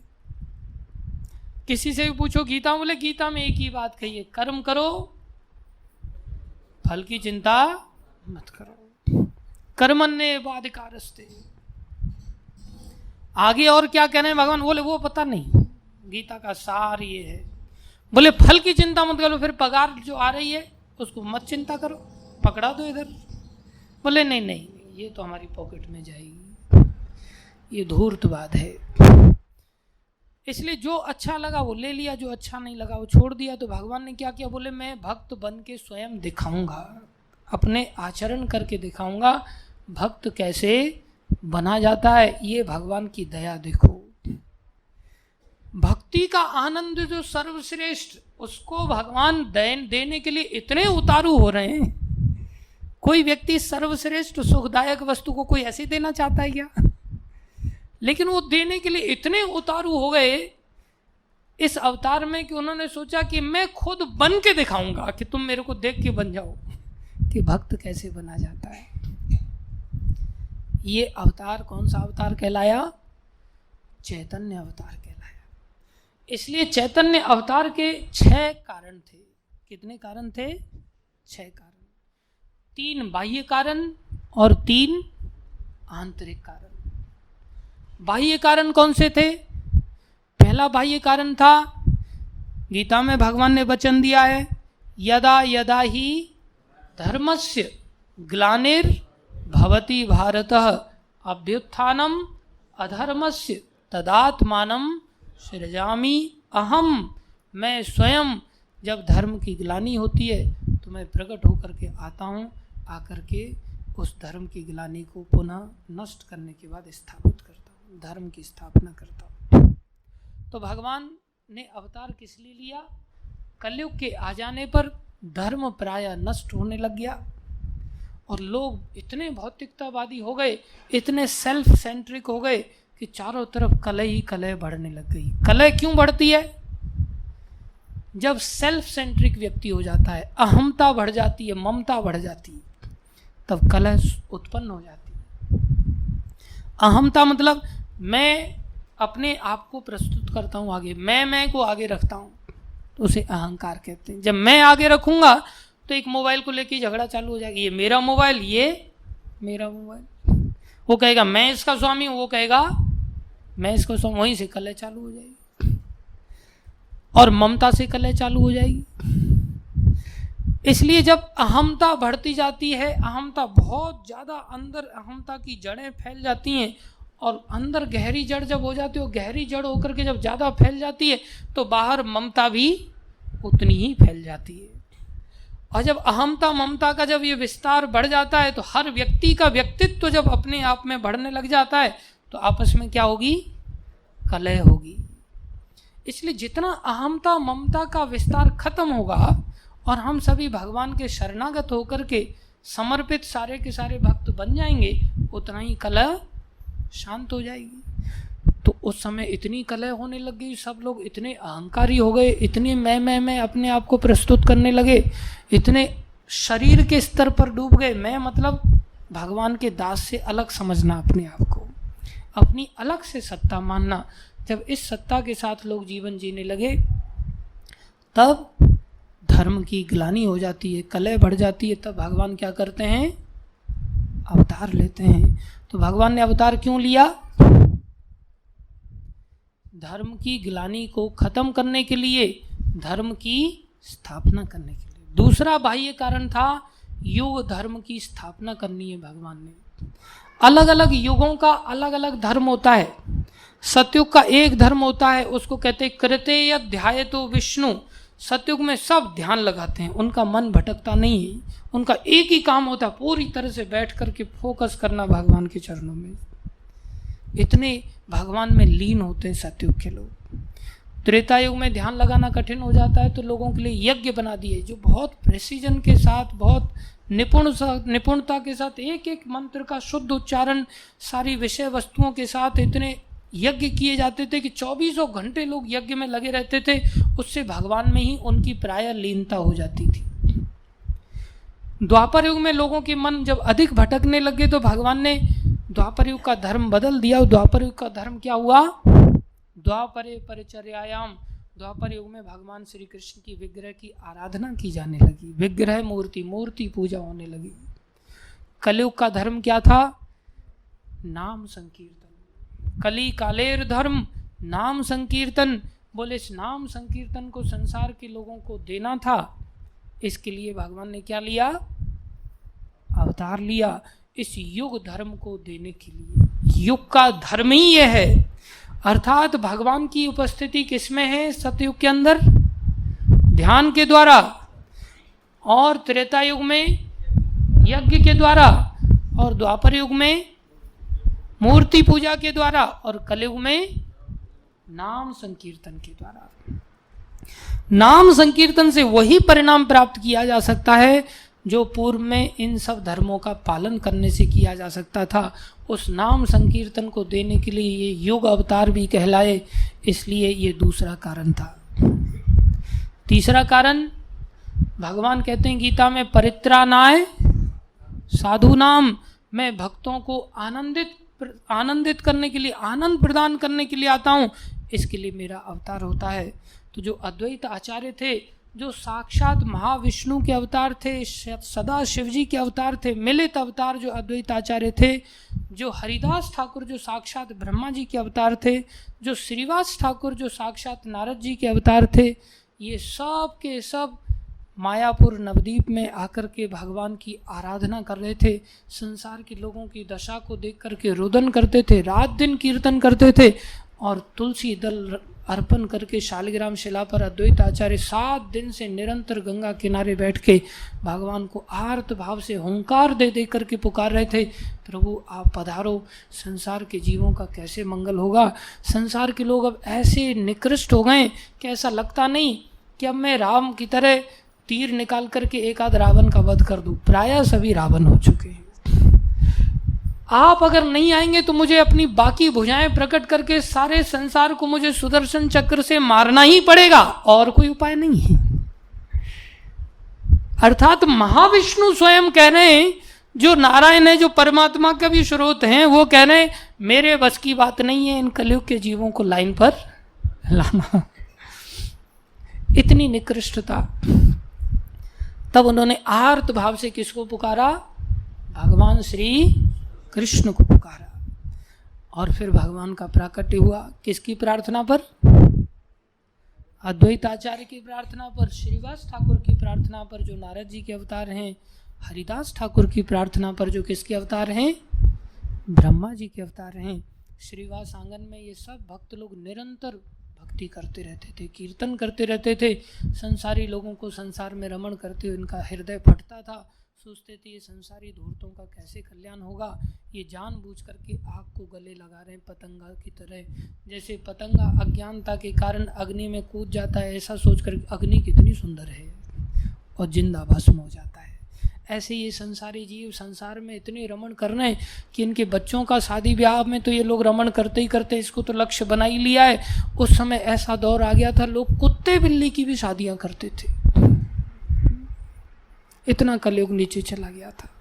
जैसे आजकल गौ पालन छोड़ के लोग कुत्ते पालते, कुत्ता पालना फैशन हो गया है। उस समय बिल्ली भी पालते थे और कुत्ते बिल्लियों की एक परिवार दूसरे परिवार में बारात लेकर के जाता था और फिर उस पर पैसे उड़ाते थे। आजकल लोग शादी ब्याह में भी कितना अंधाधुंध पैसा उड़ाते हैं। बोले इन धूर्तों को क्या होगा, नरक में जाएंगे ये जाकर के, इसलिए इनकी रक्षा के लिए आप पधारिए और इनका कल्याण कीजिए। ये 3 कारण कैसे थे? बाह्य कारण थे ये 3। तो पहला कौन सा? पहला कौन सा?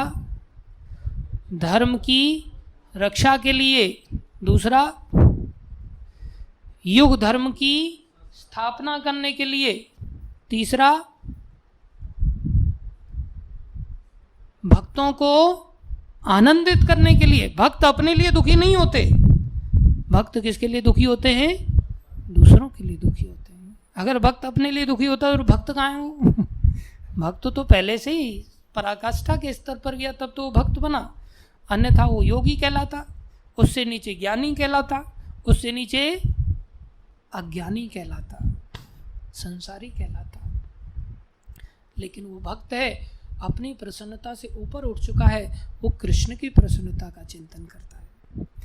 दूसरे 3 आंतरिक कारण थे।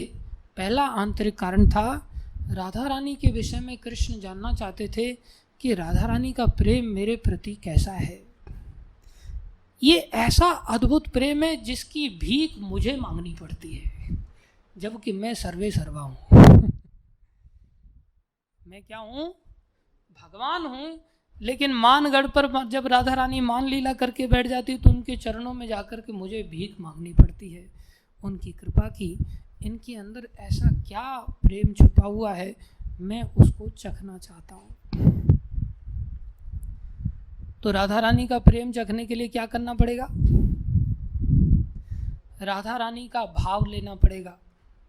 तो राधा रानी के चरणों में जाकर के निवेदन करते हैं, राधे मुझे आप अपना भाव दे दो, अपना मूड दे दो, तुम्हारा जो प्रेम का जो हृदय में भाव है वो मुझे आप कुछ दिन के लिए उधारी दे दो, कोई बात नहीं। तो राधा रानी कहती हैं तुम मेरा भाव लेकर के अगर जाओगे, अवतार लोगे, तो तुम मेरे भाव को ग्रहण करने के बाद तुम किसको देखोगे? कृष्ण को देखोगे, राधा रानी की केस सज्जा भी होती है तो राधा रानी शीशे में अपने केस नहीं देखती कि मेरे केस कैसे सजाए जा रहे हैं, उनके केसों को सजा रहे हैं श्री कृष्ण, तो शीशे में कृष्ण को देख रही है, उनको अपने केसों की परवाह नहीं है, उनको परवाह किसकी है? कृष्ण की। बोले जब तुम मेरा मूड लेकर के जाओगे, मेरी भावना को लेकर के जाओगे, तो तुम्हें अपने आप को ही देखने के बाद पागलपन आ जाएगा और तुम लोटपीट होने लगोगे, संभाल ही नहीं सकते अपने आप को।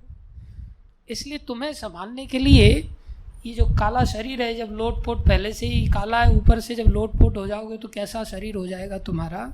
और इस शरीर की इतनी सामर्थ्य भी नहीं है कि लोटपोट होने पर ये सहन कर सके, इसको बहुत कष्ट झेलने पड़ेंगे। इसलिए एक काम करो, मैं तुम्हें अपना शरीर का कांति भी देती हूँ जो सहन कर सकता है। सिर्फ राधा रानी ने ऊपर का क्या दिया? कांति दिया, गौर वर्ण कृष्ण को दिया, ये मेरा वर्ण भी तुम ले जाओ, मूड के साथ क्या ले जाओ? मेरा वर्ण भी ले जाओ। इसलिए श्री कृष्ण कैसे बने अब इस अवतार में? गौर वर्ण वाले बन गए, इसलिए इनका नाम गौरांग भी पड़ गया। क्या नाम पड़ा? गौरांग। तो पहला कारण आंतरिक क्या था? राधा रानी का प्रेम क्या है? प्रेम में ही तो भावनाएं उठती हैं। बोले ये कैसा प्रेम है इनके अंदर? उसको जो व्यक्ति गुजरता है वही व्यक्ति समझ सकता है। तो राधा रानी जिस प्रेम का अनुभव करती हैं, उस प्रेम को कृष्ण चखना चाहते हैं। कृष्ण को आकर्षित होना पड़ता है, जबकि कृष्ण शब्द का ही अर्थ है सर्व आकर्षक, जो सबको आकर्षित करते हैं। लेकिन वो कृष्ण को भी आकर्षित मजबूरी में होना पड़ता है, उस राधा रानी के प्रेम को चखना चाहते हैं। जबकि राधा रानी कौन है? कृष्ण ही अपने प्रेम का आदान प्रदान करने के लिए एक देह से दो देह बनते हैं, राधा और कृष्ण के रूप में बनते हैं, जिससे आदान प्रदान कर सके। लेकिन दो बनने के पश्चात राधा रानी का वो प्रेम चखना चाहते हैं, उसके लिए क्या करना है? राधा रानी तुम मुझे मूड दे दो तुम्हारा। दूसरा कारण क्या है? कृष्ण राधा रानी के पीछे तो पागल हैं ही, क्या राधा रानी कृष्ण के लिए पागल नहीं है? तो कृष्ण ये भी चाहते हैं कि मेरे अंदर ऐसी क्या विशेषता है, क्योंकि वो खुद तो अपने आप को चख नहीं पा रहे। अब जैसे कोई रसगुल्ले को चखे तो दूसरा व्यक्ति रसगुल्ले के बारे में वर्णन कर सकता है, लेकिन अब रसगुल्ला सोचे मेरे में क्या टेस्ट है, तो उसके लिए रसगुल्ला खुद अपने आप को खा सकता है क्या? नहीं, उसके लिए रसगुल्ले को आदमी बनना पड़ेगा और फिर खाना पड़ेगा। क्या ये रसगुल्ले के लिए संभव है कि रसगुल्ला भी बना रहे और आदमी भी बन जाए और फिर खा ले अपने आप को? ऐसा रसगुल्ले के लिए संभव है? कृष्ण के लिए संभव है, क्योंकि कृष्ण की ऐसी शक्ति है, उसको कहते दुर्घट घटन विधात्री, अर्थात जो संभव नहीं है उसको भी वो संभव कर सकते हैं। इसलिए कृष्ण ऐसा सोच रहे हैं कि मेरे में ऐसा क्या टेस्ट है, मेरी ऐसी क्या अद्भुतता है कि सब लोग पागल हैं। तो अपने आप को चखने के लिए उन्होंने क्या किया? अपने आप को चखने के लिए क्या करते हैं? वो अपना भक्त बनते हैं। मेरी भक्ति का आस्वादन करके राधा रानी को ऐसा क्या आनंद मिलता है कि राधा रानी भी पागल रहती हैं। ऐसा नहीं कि राधा रानी केवल मेरे से ही भाव खाती हैं, नहीं, राधा रानी खुद भी पागल रहती हैं कृष्ण से मिलने के लिए। तो उस आनंद को लेने के लिए, अपनी महिमा जानने के लिए क्या बनते हैं? भक्त बनते हैं। तीसरा आंतरिक कारण, बोले इस भक्ति में क्या आनंद है? राधा रानी के प्रेम में क्या है? राधा रानी का प्रेम कैसा है? मेरा खुद का अद्भुतता क्या है? और मेरी भक्ति करने में उस भक्ति का क्या रस है? उस भक्ति का आनंद खुद लेना चाहते हैं। इसलिए तीन आंतरिक कारण हैं जिनके लिए भगवान क्या चाहते हैं? अवतार लेते हैं। अर्थात कितने कारण हुए? 6। क्या अवतार हुआ फिर? चैतन्य अवतार हुआ। ये चैतन्य अवतार में क्या हुआ? श्री कृष्ण चैतन्य, राधा कृष्ण नहीं अन्य।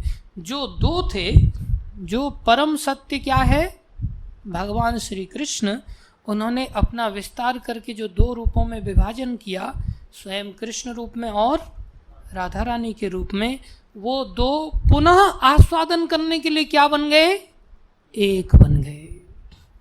राधा और कृष्ण का मिलित अवतार के रूप में ये अवतार हुआ और क्या नाम पड़ा, चैतन्य अवतार।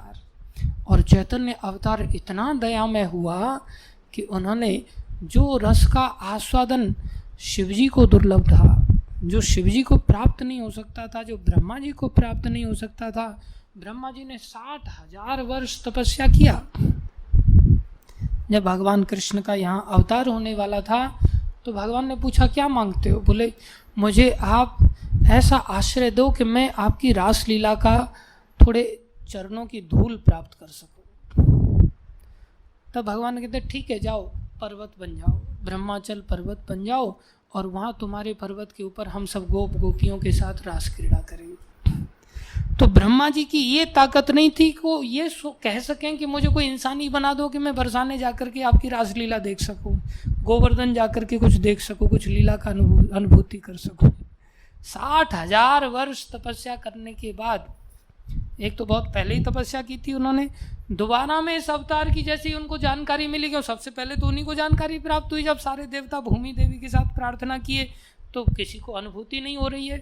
आखिर में ब्रह्मा जी ने ध्यान लगाया, भगवान के बड़े भक्त हैं ब्रह्मा जी, भगवान ने हृदय में ही बताया, साक्षात रूप से नहीं, बोले मेरा मूल स्वरूप आएगा, अभी स्वयं श्री कृष्ण अवतार लेने वाले हैं। तब ब्रह्मा जी को बड़ी खुशी हुई, अब वेदों के ज्ञाता हैं, भगवान ने उनके हृदय में ज्ञान दे रखा है, तो अंदर इच्छा हुई काश मैं भी ऐसी रास लीला देख पाता, भगवान की मनोहारी लीलाओं के दर्शन कर पाता। तो उस दर्शन को करने के लिए 60,000 वर्ष तपस्या करनी पड़ी और क्या बने, पर्वत बनना पड़ा। उस पर्वत पे जाकर के हम लोग नाचते कूदते, जिसके 4 मुख हैं, मानगढ़, दानगढ़, विलासगढ़ और भानुगढ़। ये चारों गढ़ ब्रह्मा जी के मुख हैं। नंदगांव, वहाँ पर शिव जी को पर्वत बनना पड़ा, नंदी पर्वत के रूप ऊपर जो नंदगांव बसा हुआ है, जहाँ भगवान लीला करते हैं। उद्धव जी कहते हैं मेरे को आप घास ही बना दो, और हम उस घास के ऊपर रौंदते हुए चले जाते हैं। सोचा जाए तो हमारी कितनी औकात हो गई, लेकिन ये सारी औकात मिट्टी में मिल जाती है जब हम इस धाम को छोड़ के फिर से वापस चले जाते हैं, संसार के सुखों में डूब जाते हैं, भगवत भक्ति का आश्रय नहीं ले पाते, जो एकमात्र मौका है। तो ये जो चैतन्य अवतार हुआ, ये चैतन्य अवतार ऐसा हुआ कि इन्होंने किसी की परवाह नहीं की कि कौन कैसा है। दीनहीन जत छीलो, हरि नामे उद्धारिलो, तार साक्षी जगाई मदाई। जगाई मदाई जैसे दुष्ट राक्षसों को भी इन्होंने गले लगा करके अपना भक्ति से उनके हृदयों को बदल दिया। Can you imagine? बोले इसमें वासुदेव घोष बोले के हो, बोले पूर्वे रावण वधीला, ये वही कृष्ण हैं जिन्होंने अपने अंश अवतार के रूप में राम बन करके रावण का वध किया, धनुष बाण से उसके हृदय में आघात किया और उसको नष्ट किया, उसकी दुष्टता को नष्ट किया। ये वही कृष्ण हैं जिन्होंने पूतना का वध किया लेकिन अस्त्र शस्त्र नहीं उठाया। कृष्ण अवतार तो मूल है ना, उनको अस्त्र शस्त्र उठाने की जरूरत नहीं पड़ती। और ऐसे दयामय हैं कि इतनी क्रूरता के साथ जब वो पूतना आई कि हलाल विष लगा करके आई, कई सारे बच्चों को मारने के बाद, उनका खून पीने के बाद, उनके मांस को खाने के बाद जो वो पूतना आई, उसी दृष्टिकोण से आई। लेकिन उस दृष्टिकोण में उसके अंदर थोड़ा सा भाव भगवान की सुंदरता को देख करके जागृत हो गया, और वो भी हृदय से एक क्षण मात्र के लिए भगवान को प्रेम से ही दूध पिलाने लग गई। और भगवान ने देखा कि ये विष तो पिला रही है, अब इसको अस्त्र शस्त्र से नहीं मारेंगे। यहाँ ब्रज में अस्त्र शस्त्र उठाना ठीक नहीं है, तो प्रेम का धाम है, यहाँ तो लीला करने का धाम है। बोले दूध पीते हुए इसकी दुष्टता को मिटाएंगे। और दूध पीते पीते ही उसके प्राणों को भी भगवान ने पी गए, क्योंकि विशाल का शरीर ले लिया लेकिन भगवान ने अपना आकार नहीं बढ़ाया। उसी आकार में भगवान ने उसके प्राणों का अंत कर दिया और इतनी दया दिखाया, इतने अवगुणों की खान, इतने दुष्कर्म करने वाली पूतना को भगवान ने सोचा इसने थोड़ी देर के लिए मेरे प्रति जरूर अच्छी भावना की थी, मेरे को प्रेम से माँ बन के दूध पिलाना चाहती थी, चलो इसके सब चीज़ों को, कर्मों को भुला दो, अब इसको धाम में अपनी माँ की गति दे देते। वो कृष्ण ने क्या किया, माता का गति दे दिया। बोले वही कृष्ण जब चैतन्य अवतार लेते हैं तो इतने दया के समुद्र हैं कि उन्होंने किसी का वध ही नहीं किया, ना तो अस्त्र शस्त्र उठाए। और जब के कलयुग के जीव कैसे, जो भगवान को ही पूतना की तरह मारने लगे थे, जगाई मदाई उसके प्रमाण थे। भगवान को मारने जा रहे हैं, लेकिन मारने वाले व्यक्ति को भी भगवान ने बिना हथियार के पान कर लिया पूतना के रूप में। लेकिन इस अवतार में भगवान ने पान नहीं किया, मार खाई। नित्यानंद अवतार में मार खाए प्रेम दे, दयाल तो नहीं है, ऐसे दयालु अवतार के उन्होंने मार खा करके भी गले लगा लिया। खून बह रहा उनके मस्तक से, फिर भी चैतन्य महाप्रभु ने गले लगा करके दोनों भाइयों का उद्धार किया। क्या अस्त्र शस्त्र था लोगों के हृदय में दुष्टता को मिटाने का, भगवत प्रेम को उदय कराने का? केवल एक ही अस्त्र था, नाम संकीर्तन। अर्थात नाम संकीर्तन कलयुग में क्या है, साक्षात भगवान है। जो अस्त्र शस्त्र से राम अवतार में हुआ वही बिना अस्त्र शस्त्र के कृष्ण अवतार में हुआ, क्योंकि कृष्ण भगवान है, वो चाहे तो कैसे भी कुछ भी कर सकते हैं। लेकिन वही कलयुग में भगवान कैसे करते हैं, केवल नाम संकीर्तन से। इसलिए नाम संकीर्तन साक्षात क्या है, भगवान है। असंभव को भी संभव करने वाला है नाम संकीर्तन। और चैतन्य अवतार में महाप्रभु ने ये सब करके दिखाया। हिंसक जो जाति के जो सिंह आदि हैं उनके हृदय को भी बदल दिया इस संकीर्तन के द्वारा। झारखंड के जंगलों से गुजरते हुए और दोनों टांगे खड़ी करके वो लोग गान करते हुए जाने लगे। ये अवतार आज ही के दिन हुआ, नवदीप मायापुर धाम में हुआ, सची माता के गर्भ से हुआ। सची माता साधारण नहीं थी। सची माता के पति जगन्नाथ मिश्र ये बांग्लादेश में निवास करते थे। 7 भाई थे। माधव मिश्रा के 7 पुत्र थे, उनमें से 5वें नंबर के जगन्नाथ मिश्र थे। इन्होंने सब अपना स्थान छोड़ करके ये नवदीप गंगा किनारे रहने के लिए चले आए। ये नहीं हमारा परिवार वहाँ रहता है, जीजा वहाँ रहता है, साला वहाँ रहता है, सब उन्हीं के साथ में रमण करते हुए घर जमाई बन के रहें, नहीं। भगवत अनुभूति पाने के लिए जगन्नाथ मिश्र आ गए और यहाँ आकर के सची माता के साथ इनका विवाह हुआ। सची माता के पिता थे नीलांबर चक्रवर्ती, जो ज्योतिष शास्त्र के बड़े प्रकांड विद्वान थे। और इनके अंदर दैव इच्छा से संतान प्राप्ति की इच्छा हुई। एक संतान हुई, होते ही बेचारी मर गई, कन्या रूप में पैदा हुई। लेकिन प्रबल इच्छा थी संतान पाने की। दूसरी संतान हुई, दूसरी भी मर गई, वो भी कन्या रत्न था।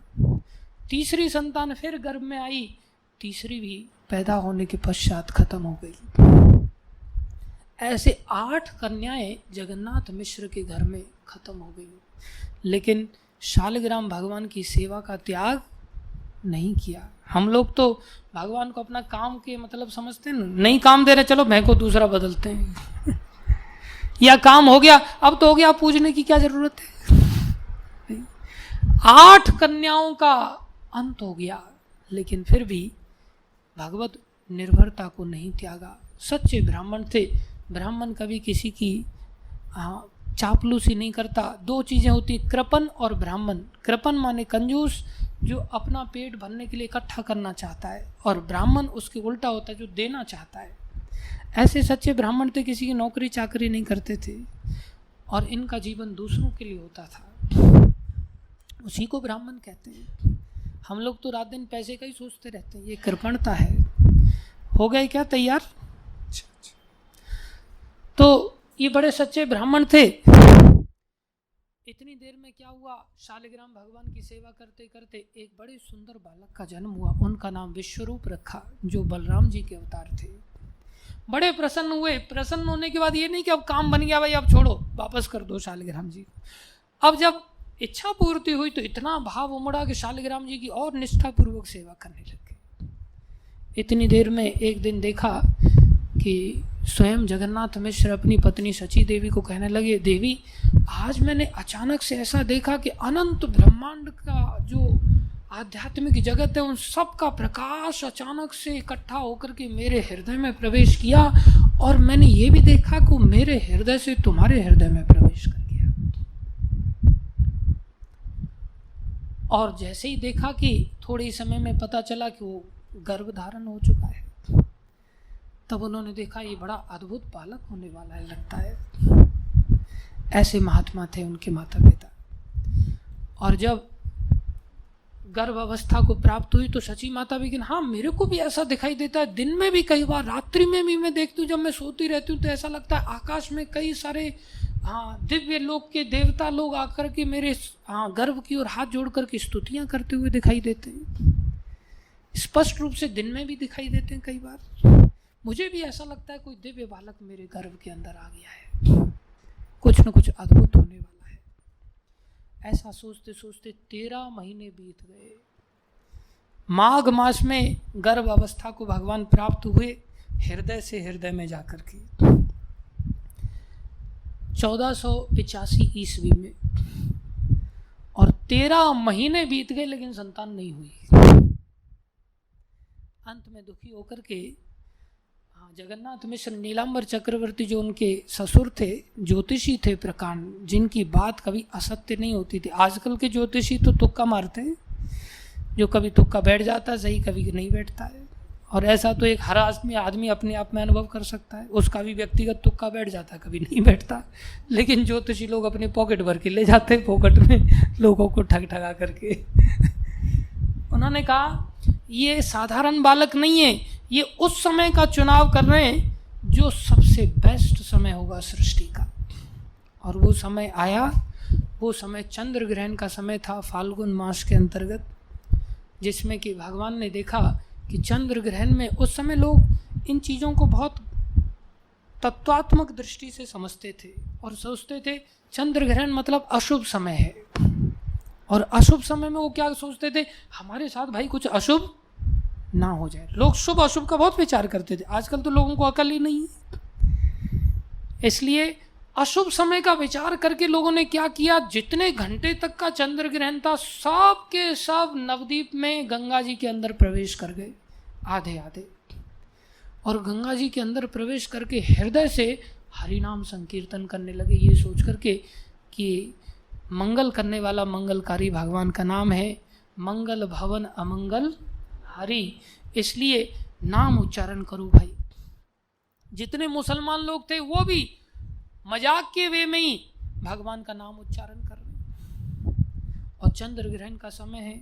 विश्वनाथ चक्रवर्ती ठाकुर लिखते हैं भगवान ने इस समय का चुनाव इसलिए किया कि चंद्र ग्रहण को शर्म आ गई कि स्वयं जब गौर चंद्र प्रकाशित होने वाले हैं तो गौर चंद्र के समय में ये धब्बे वाला चंद्रमा को अपना मुंह दिखाने की ताकत कहाँ है। बोले उन्होंने अपने आप को छुपा लिया।